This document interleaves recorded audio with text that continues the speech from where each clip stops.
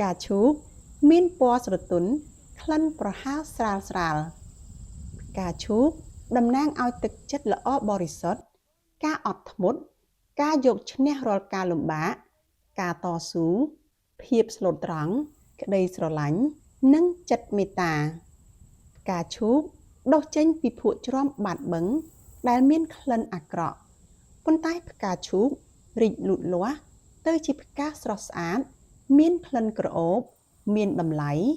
ប្រើជាផ្កាគបប្រសើរសម្រាប់ថ្វាយព្រះថែមទៀតផងបើប្រៀបធៀបនឹងមនុស្សយើងនេះវិញបើកើតមកហើយទោះបីជាកើតចេញពីស្រទាប់ណានៃសង្គមនេះក៏ដោយឲ្យតែបានដុសខាត់ខ្លួនឲ្យបានល្អនោះអ្នកនឹងមានគុណតម្លៃគួរជាទីស្រឡាញ់គួរជាទីគោរពមិនថាអ្នកកើតចេញពីគ្រួសារដែលមិនគប្បប្រសើរយ៉ាងណាតោងត្រូវប្រឹងប្រែងដុសខាត់ខ្លួនឲ្យបានគប្បប្រសើរឲ្យដូចជាផ្កាឈូកដែលបានងើបចេញពីភក់ដោយសេចក្តីល្អរបស់ផងខ្លួនផ្កាឈូកងើបចេញពីភក់ជ្រាំកខ្វក់មកបានដោយមិនឲ្យមានភក់ប្រឡាក់ជាប់នឹងស្រទាប់ផ្កាហើយថែមទាំងប្រែជាមានក្លិនក្រអូបគួរជាទីពេញចិត្តរបស់មនុស្សផងទាំងពួងការដុសខាត់ខ្លួនឲ្យបានលទ្ធផលល្អដោយផ្កាឈូកនេះគឺការប្រកាន់ខ្ជាប់នៅចរិតស្លូតបូត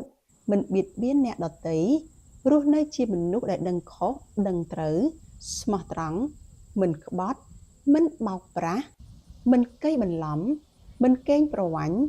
មានធម៌មេត្តាករុណាដោយទឹកចិត្តល្អបរិសុទ្ធពិសេសមានឆន្ទៈស្នេហាជាតិស្រឡាញ់ជាតិពិតប្រាកដទៀតនោះអ្នកនឹងមានតម្លៃគួរជាទីគោរពគួរជាទីពេញចិត្តនៃមនុស្សផងទាំងពួងគឺដូចគ្នានឹងផ្កាឈូកដែរអ្នកដែលមានចិត្តល្អបរិសុទ្ធថែមទាំងជាអ្នកដែលស្នេហាជាតិពិតប្រាកដគឺជាអ្នកដែលគួរជាទីគោរពស្រឡាញ់